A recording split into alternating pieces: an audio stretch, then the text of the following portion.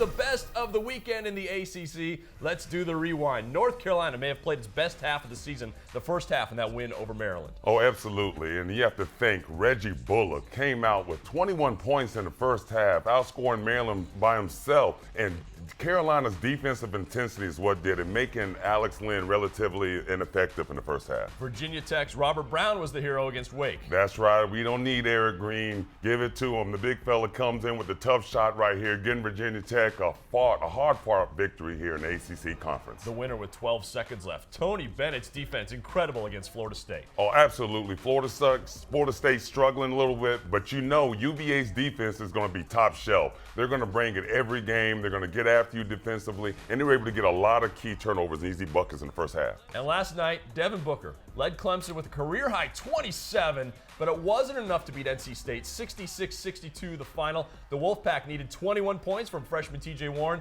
Richard Howell hit a bucket with less than 2 minutes to go that put the Wolfpack ahead for good. He had 11 points and 12 rebounds.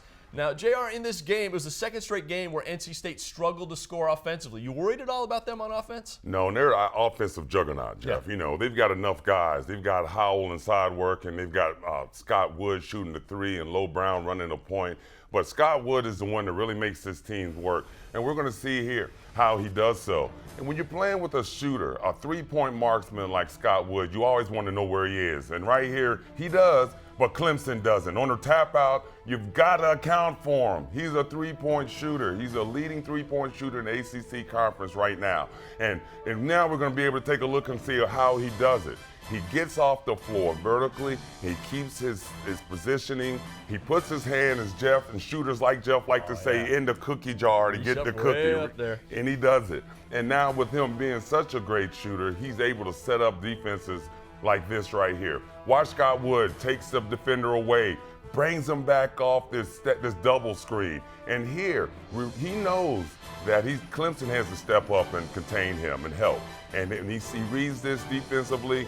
That keys Richard Howell the release, and hence the three-point play. So when you play with a guy like this, a shooter, someone who's smart on the court, it makes it so much easier and opens up everything offensively for NC State. I've talked about this a couple times. When he hits at least 3 threes, NC State virtually never loses. I mean, they're that good, and it's because of what he does so much from a three-point range. Now, NC State did not have an answer for Devin Booker last night. 27 points. Is that a problem for NC State finding that low post defense? I think so. They're a little short-handed this year. With Painter leaving, not being there, the reserves coming off the bench to help them, they're really a little not as strong as they have been in years past. And, of course, they had to switch to zone defense last night to account for him, but that did work. That gave Clemson a lot of problems. Yeah, it sure did.